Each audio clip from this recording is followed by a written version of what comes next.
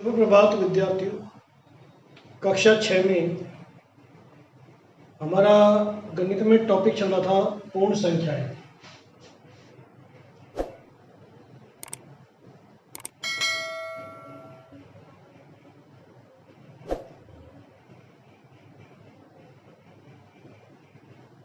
पूर्ण संख्याओं को अंग्रेजी में कहते हैं होल नंबर।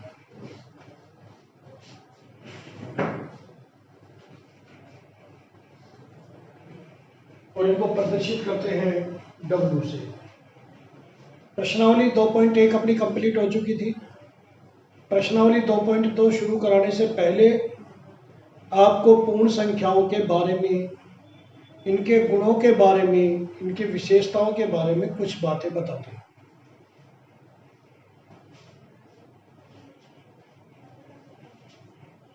देखिए, दो पूर्ण संख्याएं लीजिए और योग के अंतर्गत इनका गुण देखिए। मैंने 2 लिया और 3 लिया, क्या आया? 5। मैंने 15 लिया और 0 लिया, क्या आया? 15। मैंने 1 लिया और 4 लिया, क्या आया? 5। यानी कि पूर्ण संख्या को जोड़ने पर पूर्ण संख्या ही मिली। ऐसे ही गुणा में 2 गुणा 3 बराबर 6, 15 गुणा 0 बराबर 0, 1 गुणा 4 बराबर 4। अन्य उदाहरण देंगे तो भी जो गुणा की क्रिया है, यानी कि गुणन की क्रिया में भी आपने पूर्ण संख्या को पूर्ण संख्या से गुणा किया और पूर्ण संख्या ही प्राप्त हुई। घटाव यानी कि व्यवकलन में 3 में से 2 घटाया, 1 मिला। पूर्ण में से पूर्ण घटाया, पूर्ण मिला। लेकिन जब 2 में से 3 घटाया तो हमें मिलेगा -1। ये पूर्ण है, ये पूर्ण है, लेकिन ये पूर्ण नहीं है। तो इसका मतलब क्या हुआ कि जोड़ एवं गुणा में तो पूर्ण संख्याएं योग एवं विकलन, योग एवं गुणन में समव्रत गुणधर्म का पालन करती है, समव्रत होती है, घटाव में नहीं होती। तो यहाँ पर हाँ, यहाँ हाँ और यहाँ नहीं। भाग में देखिए,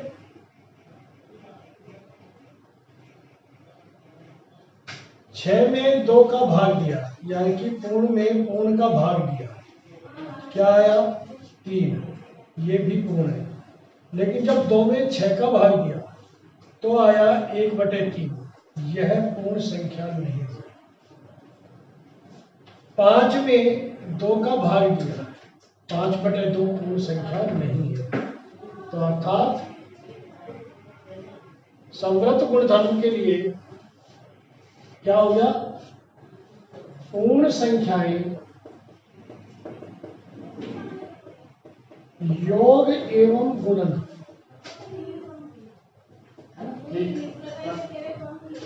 के लिए समव्रत है, जबकि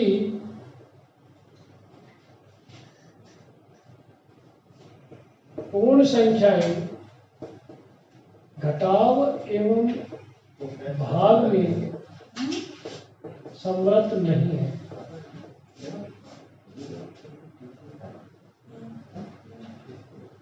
ऐसे ही क्रम विनिमेयता गुणधर्म। अब क्रम विनिमेयता गुणधर्म के लिए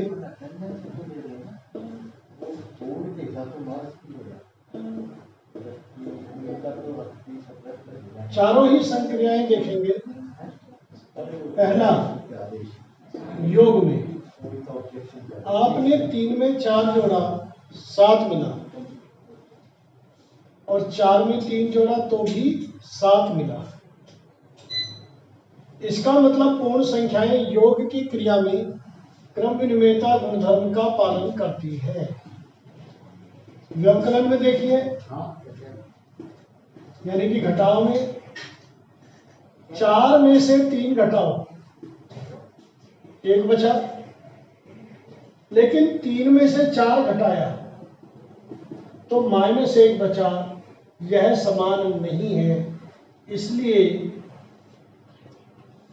व्यवकलन की संक्रिया में पूर्ण संख्याएं क्रम विनिमेयता गुणधर्म का पालन नहीं करती है।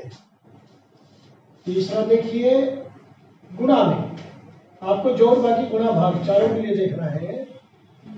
3 को 4 से गुणा किया 12 आया, और 4 क्रम बदल के देखना है बस। 3 से गुणा किया 12 आया।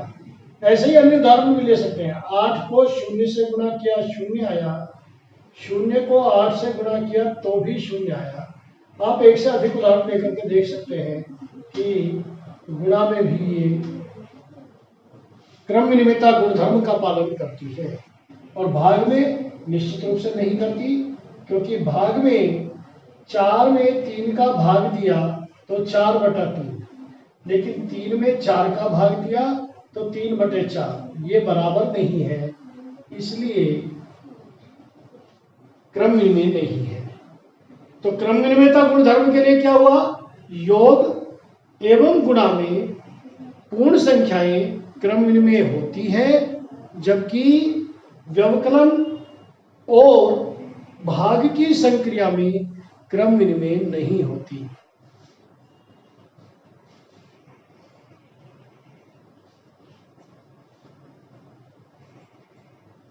इसी तरह से अब है साहचर्य गुणधर्म।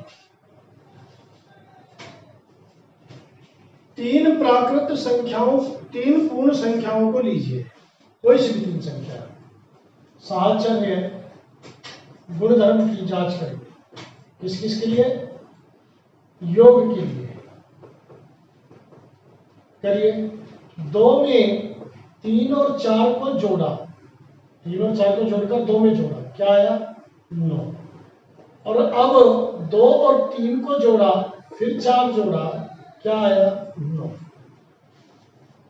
योग में पूर्ण संख्याएं क्रम विनिमेयता गुणधर्म का साहचर्य गुणधर्म का पालन करती है। अब देखिए व्यवकलन में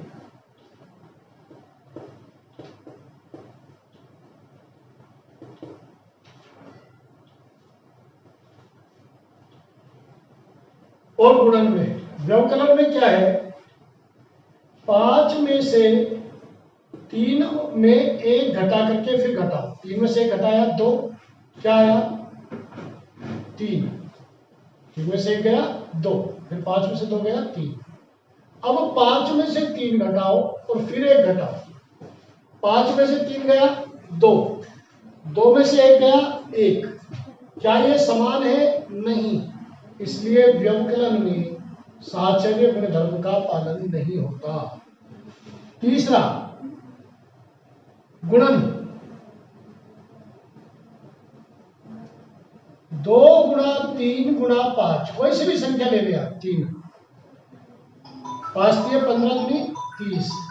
अब आप क्रम बदल दें, 2 3 को साहचर्य करें और 5 से गुणा करें। 3 दूनी 6, 6 पंजे 30। कितने भी उदाहरण लेंगे इसी प्रकार के आंसर आएंगे। यहां पर आएगा हाँ।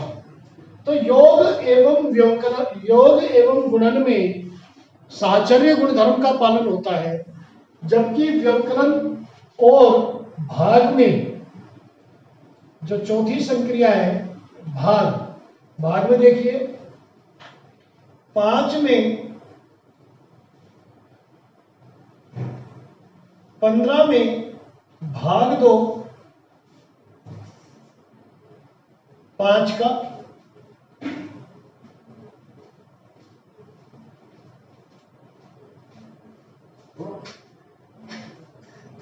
आपको आसान उदाहरण ले लेता हूं। 30 में भाग दो 10 का और 10 में भी भाग दो 5 का। 10 में 2 का भाग दिया, पहले ब्रैकेट को सॉल्व करते हैं, 5 और 5 का भाग दिया तो आंसर आएगा 6। अब देखो 30 में भाग दो 10 का और जो आए उसमें भाग दो 2 का, तो 3 आया, 3/2। क्या ये समान है? नहीं। तो आप लिखें, कभी भी भाग कोई भी संक्रिया हो पहले ब्रैकेट सोल्व किया जाता है और नियम को बोला जाता है, याद रख लेना आप, हमेशा काम आएगा, बोर्ड मास। इसका मतलब होता है सबसे पहले ब्रैकेट सोल्व होगा, ब्रैकेट ओपन करेंगे, फिर होगा भाग, इसको कहते हैं डिवाइड, फिर होता है गुणा, फिर होता है जोड़ और फिर होता है घटाव। तो योग एवं गुणन में पूर्ण संख्याएं साहचर्य गुणधर्म का पालन करती हैं, जबकि व्यवकलन और भाग में साहचर्य गुणधर्म का पालन नहीं करती। संक्षिप्त में उन्हें आपको एक बार फिर बताता हूं, उन्हें बताता हूं आपको। समृद्ध गुणधर्म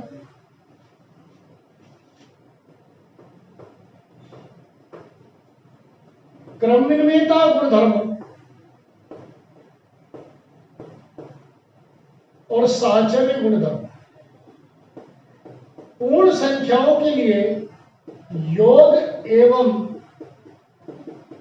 गुणन में तो होते हैं। पूर्ण संख्याएं योग एवं गुणन में समृद्ध भी होती है, क्रमविनिमय में भी और साहचर्य भी, लेकिन व्यवकलन और भाग में नहीं होती। अब है वितरकता नियम। पूर्ण संख्याओं के योग एवं व्यवकलन पर गुणन की वितरकता, योग एवं व्यवकलन पर गुणन की वितरकता। देखिए कैसे, जैसे कोई संख्या है a और ये है b प्लस सी, तो ये हो जाएगा ab प्लस ac। अर्थात मान लीजिए a ले लेता हूं 5, b ले लेता हूं 3 और ये ले लेता हूं 2, तो क्या हो जाएगा 5 तिया 15 और 5 दूनी 10, ये आया 15 और ये आया 10 और उत्तर आया 25। और वैसे हल करेंगे तो 3 और 2 5, 5 25। और इससे हम ये भी प्राप्त कर सकते हैं, 5 को बना रहा है, 5 तिया 15 और 5 दूनी 10। ऐसे ही माइनस का होता है, 5, 3 में से 2 गया, 1 बचेगा, उत्तर आना चाहिए 5। तो अब देखिए 5 तिया 15 माइनस 5 दूनी 10, 15 में से 10 गया, 5 बचा। गुणन में व्यवकलन में गुणन की वितरकता से भी आंसर वही आएगा, ये कहलाती है वितरकता।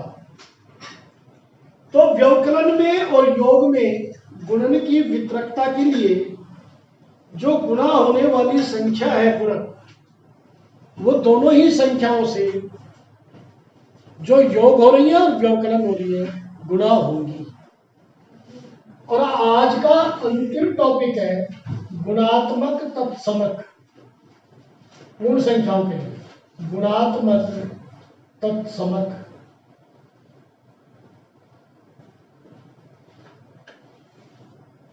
कई बार छोटे बच्चों से साधारणतः एक क्वेश्चन पूछा जाता है कि किसी संख्या को किससे गुणा करें कि वही संख्या प्राप्त हो।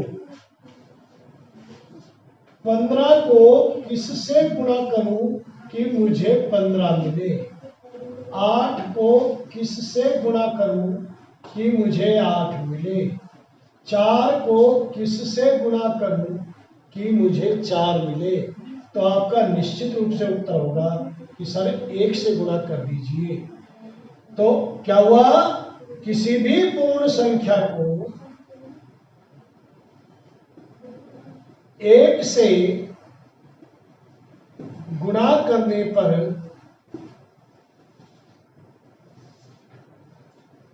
वही संख्या प्राप्त होती है, वही संख्या प्राप्त होती है। इसलिए पूर्ण संख्याओं के लिए, पूर्ण संख्याओं के लिए 1 × गुणात्मक तत्समक है, गुणात्मक तत्समक है।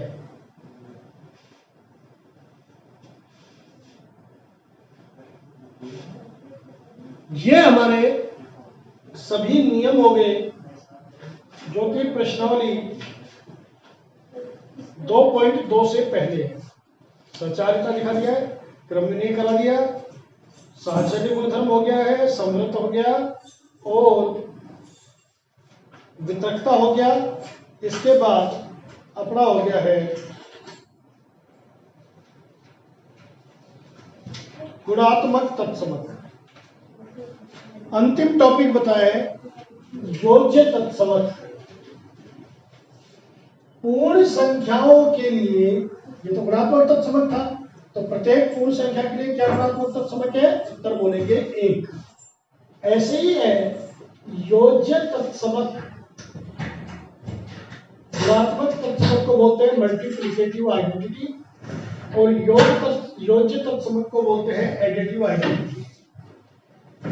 फिर एक बार आपसे एक प्रश्न पूछता हूं कि किसी भी पूर्ण संख्या में क्या जोड़ूं कि यही संख्या प्राप्त हो? किसी भी पूर्ण संख्या में क्या जोड़ूं कि यही पूर्ण संख्या प्राप्त हो? तो आपका उत्तर क्या होगा बताइए? कि किसी भी पूर्ण संख्या में शून्य जोड़ने पर वही पूर्ण संख्या प्राप्त होती है। अतः शून्य प्रत्येक पूर्ण संख्या के लिए, प्रत्येक पूर्ण संख्या के लिए योज्य तत्समक है, योज्य तत्समक है। एवं 1 प्रत्येक पूर्ण संख्या के लिए, प्रत्येक पूर्ण संख्या के लिए गुणात्मक तत्समक है, गुणात्मक तत्समक है। तो ये अपने सभी नियम हो गए। कल प्रश्नावली 2.2 कराएंगे। आज के लिए इतना ही है, बाकी आपसे कल मुलाकात होगी, तब हम करेंगे प्रश्नावली 2.2। Now it is over for today. Thank you very much.